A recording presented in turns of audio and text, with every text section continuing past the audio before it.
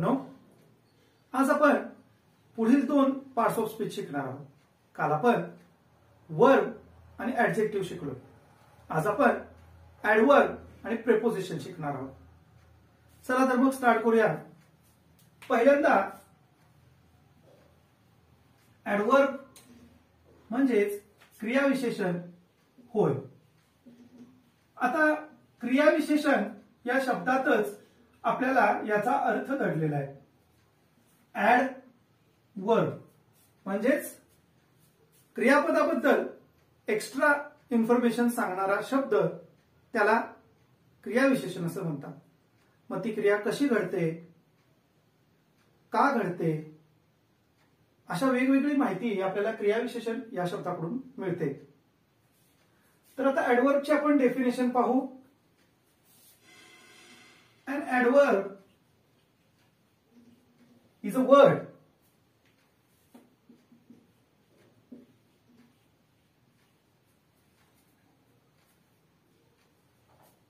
that tells us extra or something more extra about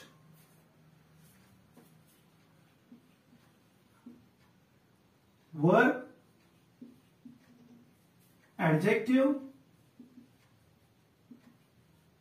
and another adverb.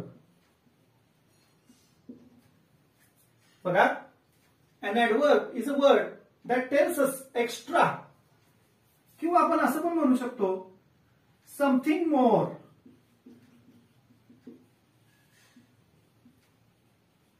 बघा, an adverb is a word that tells us extra or something more about verb, adjective and another adverb. म्हणजे adverb हा असा शब्द आहे की जो वाक्यातील क्रियापद, विशेषण किंवा एक इतर दुसरे क्रियाविशेषण याच्याबद्दल अधिक माहिती सांगतो. इथं आपल्याला समथिंग मोर हा सुद्धा महत्वाचा शब्द आहे. आता इथं आपण उदाहरण देऊया, त्यावरून आपल्याला लक्षात येईल. बघा, Manu is a driver and he drives slowly.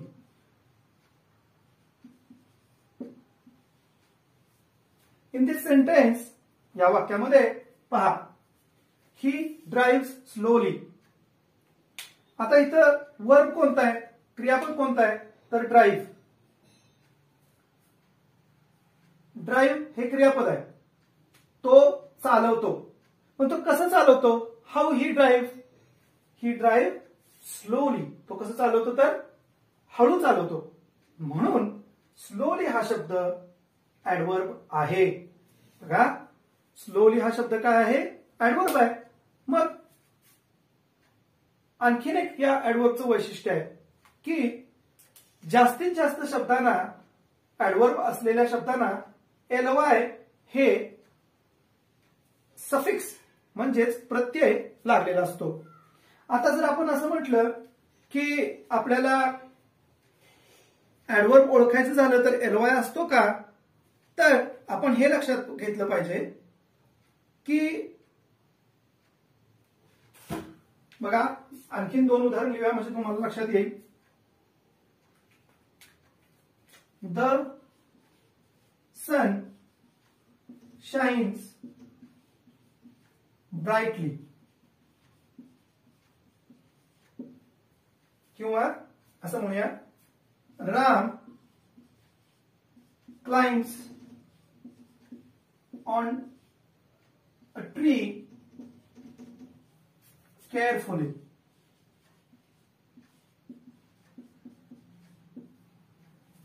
म्हणजे काय, तर राम झाडावर चढतो.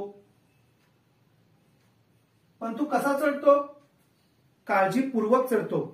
आणि तो काळजीपूर्वक चढतो याचा अर्थ असा आहे की बघा आता इथं वर्ब काय आहे तर क्लाइंब. द सन शाइन्स, इथं शाईन हे वर्ब आहे, इथं क्लाइंब हे वर्ब आहे. 80% ऍडवर्ब हे आपल्याला वर्ब बद्दल एक्स्ट्रा इन्फॉर्मेशन किंवा समथिंग मोर काहीतरी जादाची माहिती देतात की ती क्रिया कशी घडते, कधी घडते. तर या ऍडवर्ब कडून वर्ब बद्दल एक्स्ट्रा इन्फॉर्मेशन मिळते. म्हणून इथं या वाक्यामध्ये the sun shines brightly, Ram climbs on a tree carefully, हे सगळे शब्द ऍडवर्ब आहेत जे त्या वाक्यातली ऍक्शन कशी घडते हे आपल्याला सांगतात. म्हणून आणखीन मी तुम्हाला सांगितलं मगाशी की ते एलवाय हा प्रत्यय सहसा बऱ्याच ऍडवर्बच्या शब्दांना शेवटी लागलेला असतो. त्यावरून आपण ऍडवर्ब ओळखू शकतो. चला, तुम्हाला हे लक्षात आलं असेल की ऍडवर्ब म्हणजेच इथं मगाशी मी जसं म्हटलं तसं नावातच आहे, क्रिया कशी घडते त्याच्याबद्दल विशेष माहिती सांगतो. ड्राइव्स, शाइन्स, क्लाइम्स हे इथं वर्ब आहे. त्या वर्ब बद्दल आपल्याला एक्स्ट्रा इन्फॉर्मेशन मिळते म्हणून त्याला आपण ऍडवर्ब असं म्हणतो. ठीक आहे. आता ऍडवर्ब नंतर आपण पाहूया प्रेपोजिशन.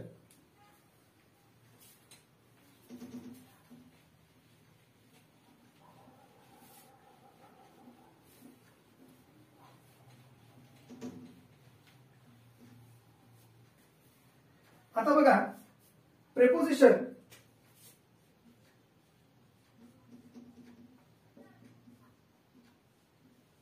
याला मराठीमध्ये शब्दयोगी अव्यय असं म्हणतात.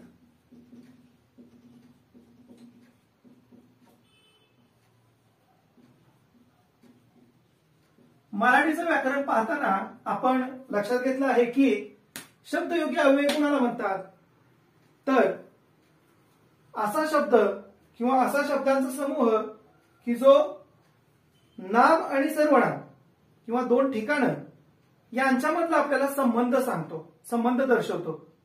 तर प्रेपोजिशनची डेफिनेशन आपण पाहूया. A word or a group of words, a word or a group of words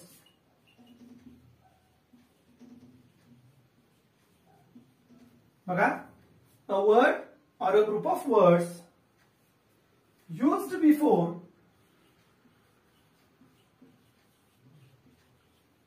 noun or pronoun.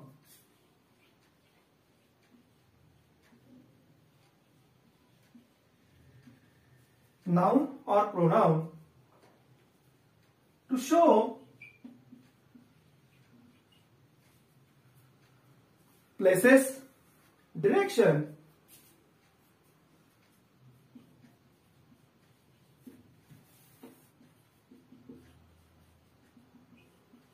and time or etc.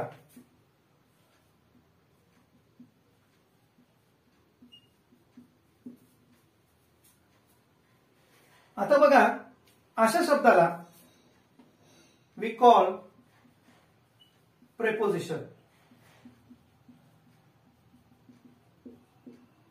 लक्षात घ्या, a word or a group of words म्हणजे एक शब्द किंवा शब्दांचा समूह used before noun or pronoun, नाम किंवा सर्वनाम याच्या पूर्वी वापरला जातो. आणि कशासाठी वापरला जातो तर जागा किंवा ठिकाण, दिशा आणि वेळ म्हणजेच दोन गोष्टींमध्ये संबंध दर्शवण्यासाठी. मग ती दोन ठिकाणं असतील, दोन नाम असतील, दोन सर्वनाम असतील किंवा सर्वनाम आणि ठिकाण असेल किंवा नाम आणि एखादं दिशा असेल किंवा इथं म्हटल्याप्रमाणे वेळ असेल, तर त्या दोन गोष्टींमधला संबंध सांगणाऱ्या शब्दाला किंवा शब्दांच्या समूहाला प्रेपोजिशन असं म्हणतात. चला उदाहरणांच्या सहाय्याने आपण अधिक सोपरित्या समजून घेऊया. The pen is on the table.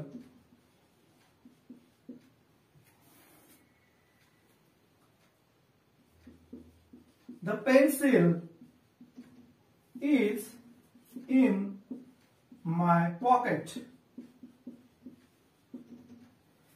आता इथं पहा मुलांनो, पेन आणि टेबल, पेन्सिल आणि पॉकेट. इथं पेन आणि टेबल या दोन्हीच्या मध्ये डिरेक्शन, टाइम आणि प्लेस या बाबतीतला संबंध कोण सांगतो? तर ऑन हा शब्द. पेन आणि टेबल यांच्यामध्ये काय संबंध आहे? तर the pen is on the table, म्हणजेच पेन टेबलावरती आहे. आणि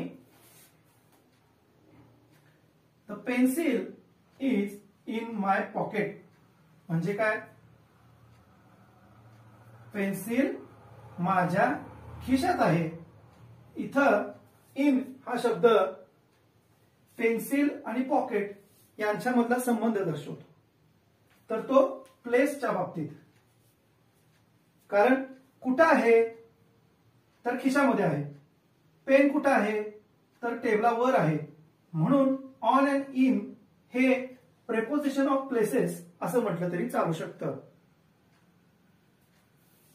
the pencil is in my pocket. Pencil आणि पॉकेट यांच्यामधला संबंध इन हा शब्द दाखवतो. तर अशा पद्धतीनं प्रेपोजिशन की जे दोन गोष्टींमधला संबंध दर्शवतात, मग तो संबंध ठिकाण, दिशा, वेळ आणि इत्यादी या बाबतीतला असू शकतो. प्रामुख्यानं आपण आता इथं पाहूया, प्रेपोजिशन हे या तीन गोष्टींमध्ये प्रामुख्यानं म्हणजे वापरले जातात किंवा असतात. ते कोणते?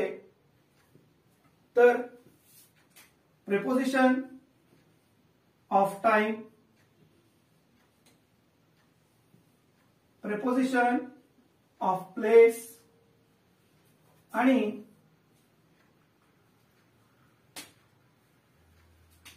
Preposition of direction.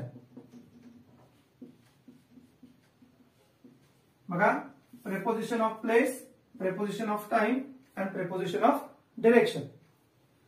तर आता प्रेपोजिशन ऑफ यातले तसं बघायला गेलं तर मुलांनो जवळजवळ 30 ते 40 वेगवेगळे प्रेपोजिशन वापरामध्ये आहेत. त्यातल्या इथं आपण काही उदाहरणं दाखल बघूया. आता प्रेपोजिशन ऑफ टाइम म्हणजे दोन गोष्टीतल्या वेळेच्या बाबतीतला संबंध दाखवणारे प्रेपोजिशन असं म्हणता येईल.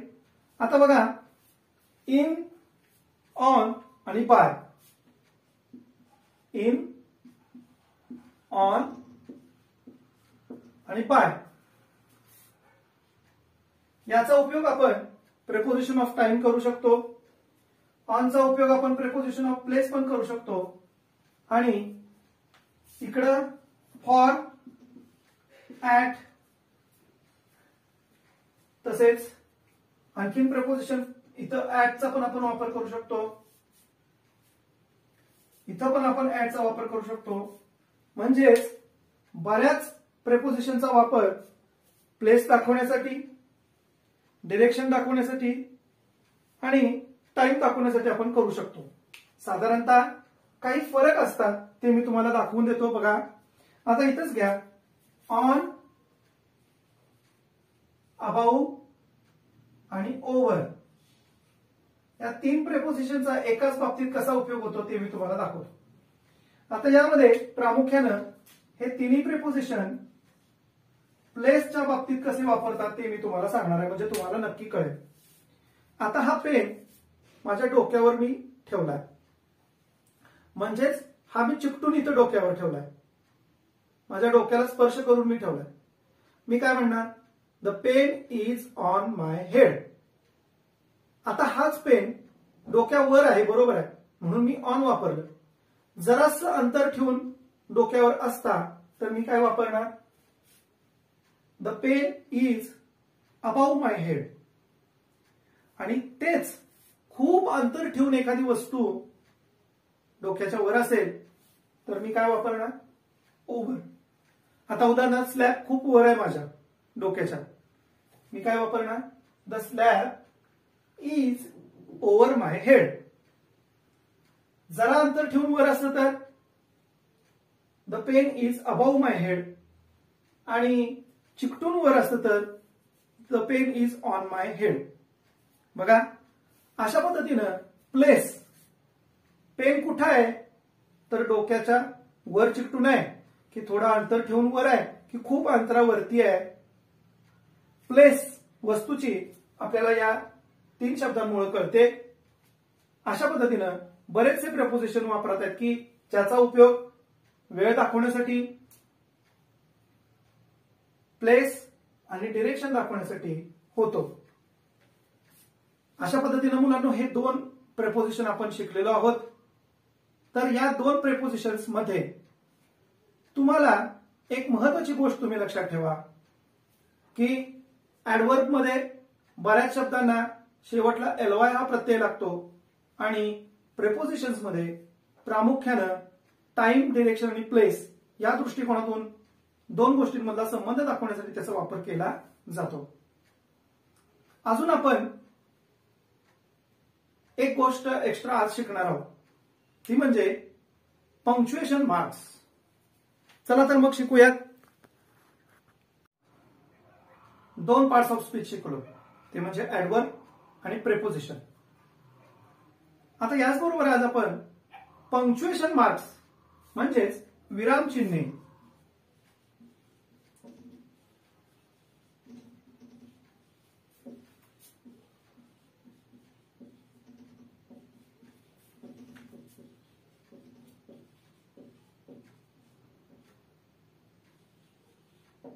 कशी वापरतात इंग्रजीमध्ये ते शिकणार आहोत.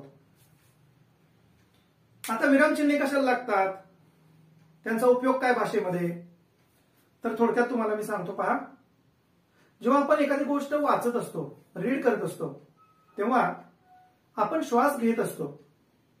आपण कंटिन्युअसली वाचत राहिलो तर आपण श्वास कधी घेणार.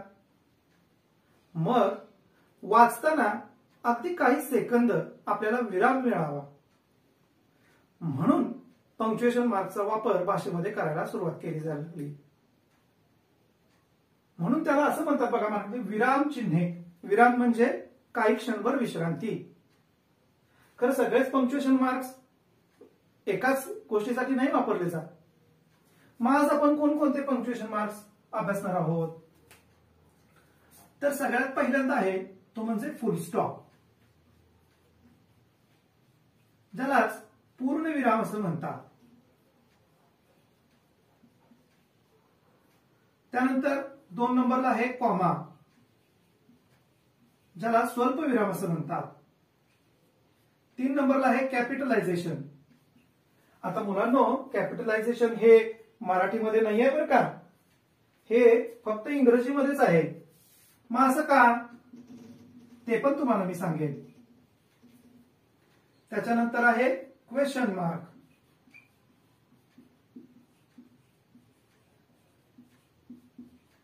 त्याच्यानंतर शिकणार आहोत अपॉस्ट्रॉफी. आता अपॉस्ट्रॉफी म्हणजे सुद्धा की मुलांनो हे इंग्रजीचं एक स्वतंत्र वैशिष्ट्य आहे बरं का. तर ते आपल्याला लक्षात आलं पाहिजे. आणि हे कधी लक्षात येतं, जेव्हा आपण त्या गोष्टीबद्दल पूर्ण जाणून घेतो तेव्हा. आणि शेवट आहे एक्सक्लेमेशन मार्क.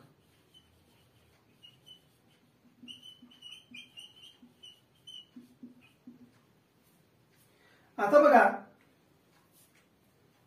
फुल स्टॉप पूर्णविराम, कॉमा स्वल्पविराम, कॅपिटलायझेशन म्हणजेच कॅपिटल अक्षरांचा वापर इंग्रजीमध्ये कुठं कुठं करायचा, क्वेश्चन मार्क म्हणजे प्रश्नचिन्ह, अपॉस्ट्रॉफी याला षष्टी चिन्ह असं सुद्धा मराठीमध्ये म्हणतात, आणि एक्सक्लेमेशन मार्क म्हणजे उद्गारवाचक चिन्ह.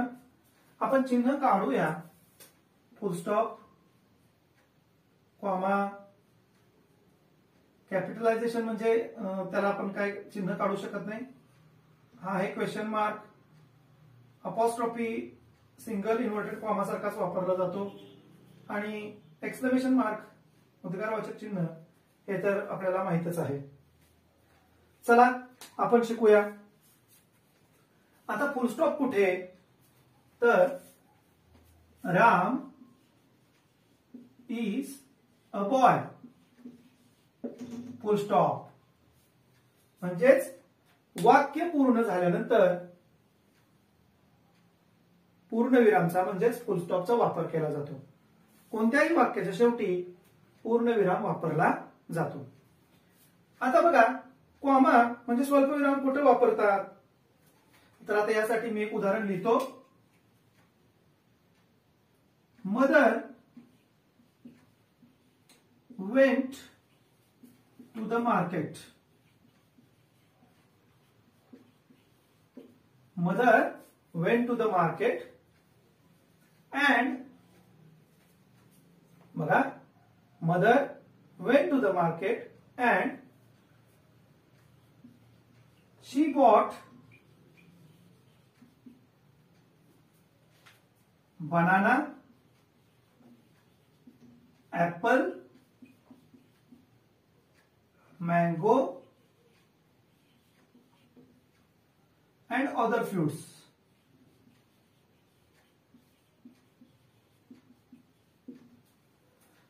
बघा, mother went to the market and she bought, आई मार्केट मध्ये गेली, तिने बनाना, ऍपल आणि मँगो व इतर फळं विकत घेतली. आता इथं बनाना झाल्यानंतर कॉमा, ऍपल झाल्यानंतर कॉमा वापरलेला आहे. म्हणजे एकाच जातीच्या विविध वस्तूंची नावं जर वाक्यामध्ये आली तर त्या दोन शब्दांच्या मध्ये कॉमा वापरला जातो. Comma is used in the between of same kind of words. वापरताना या दोन शब्दांच्या मध्ये, या दोन शब्दांच्या मध्ये आणि या शब्दानंतर पुन्हा त्याच जातीतला आणखीन शब्द आलेला नाही, म्हणून तिथं आपण थांबलो आणि दोन कॉमा आपण एकूण वापरले. अशा पद्धतीनं एकाच जातीचे शब्द एकाच वाक्यात आले तर त्या शब्दांच्या मध्ये कॉमा वापरला जातो. ठीक आहे. आता कॅपिटलायझेशन पाहूया. कॅपिटलायझेशन म्हणजेच इंग्रजीमध्ये लिहिताना कॅपिटल लेटरचा वापर करणे. आता मगाशी मी एक वाक्य लिहिलं की Ram is a boy. Lata reads, बघा, Lata reads Ramayana.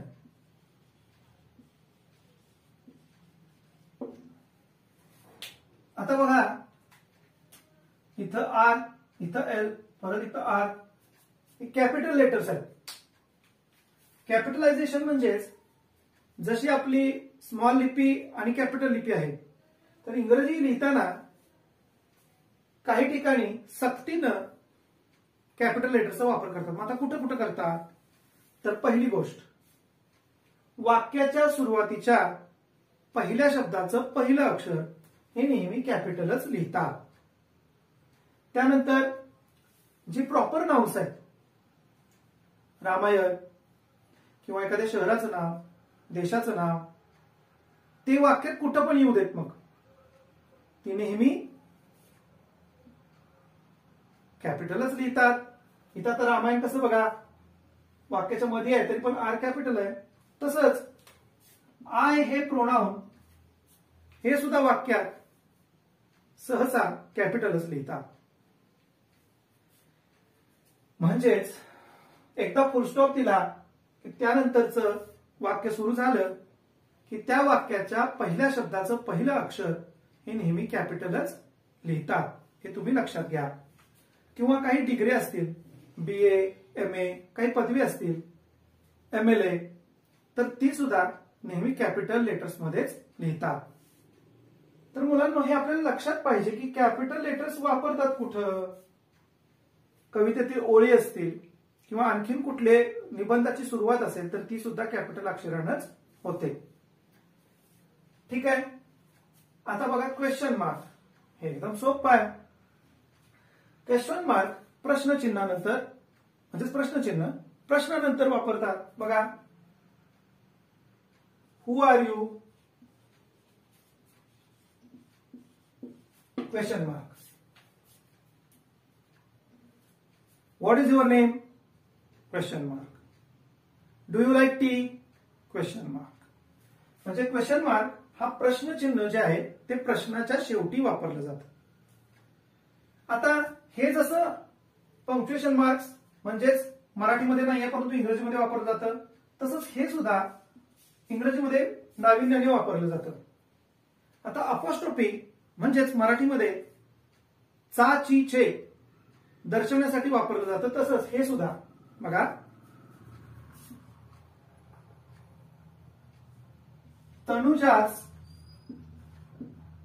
Tanuja apostrophe S. तनुजाज pen म्हणजे तनुजाचा पेन. मदर्स पॉकेट,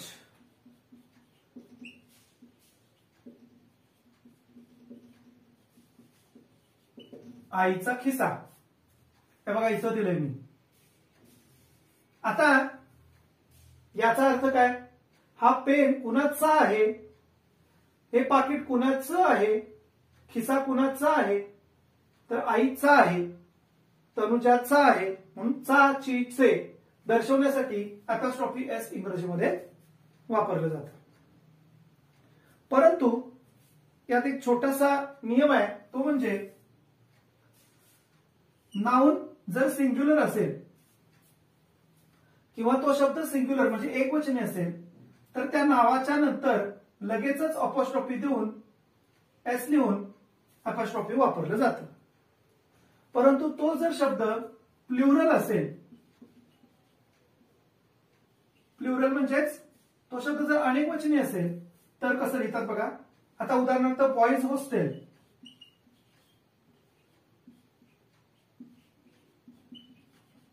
आता बॉईज हॉस्टेल यामध्ये बॉईज प्लुरल फॉर्म आहे म्हणून बॉईज लिहून झाल्यानंतर एस नंतर अपॉस्ट्रोफी देतात, हे लक्षात ठेवा. गर्ल्स हॉस्टेल इथं तो प्लुरल फॉर्म लिहून झाल्यानंतर अपॉस्ट्रोफी देतात आणि सिंग्युलर असेल तर तो नाव लिहिल्यानंतर अपॉस्ट्रोफी मग एस लिहितात. ठीक आहे. आता एक्सक्लेमेशन मार्क. हा, आणखीन एक अपॉस्ट्रोफीचं तुम्हाला सांगायचं राहिलं, खूप महत्वाचं आहे.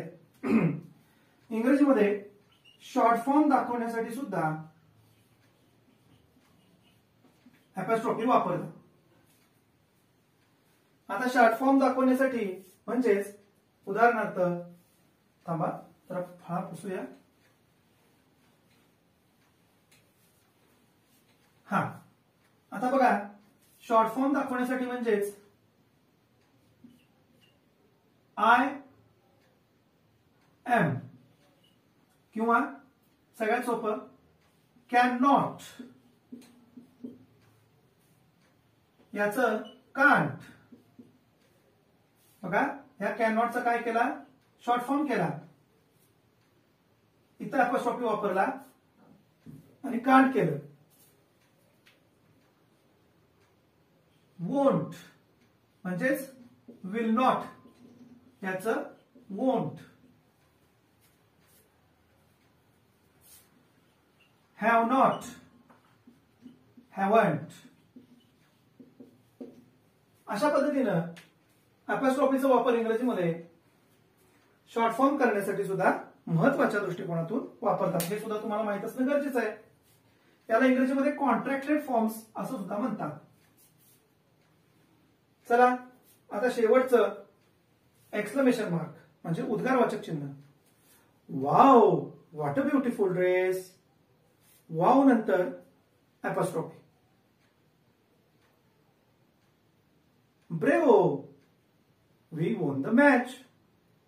ब्रेवो नंतर अपॉस्ट्रोफी वापरतात. म्हणजे अशा उत्कट भावना व्यक्त होतात तेव्हा त्यानंतर उद्गारवाचक चिन्ह म्हणजेच एक्सक्लेमेशन मार्क हे वापरलं जातं. तर चला मुलांनो, आता यावर तुम्हाला एक मी टेस्ट सुद्धा देतोय, ते तुम्ही सोडवा. अशा पद्धतीनं आज आपण 2 पार्ट्स ऑफ स्पीच आणि विरामचिन्हे म्हणजेच पंक्च्युएशन मार्क्स शिकलेलो आहे.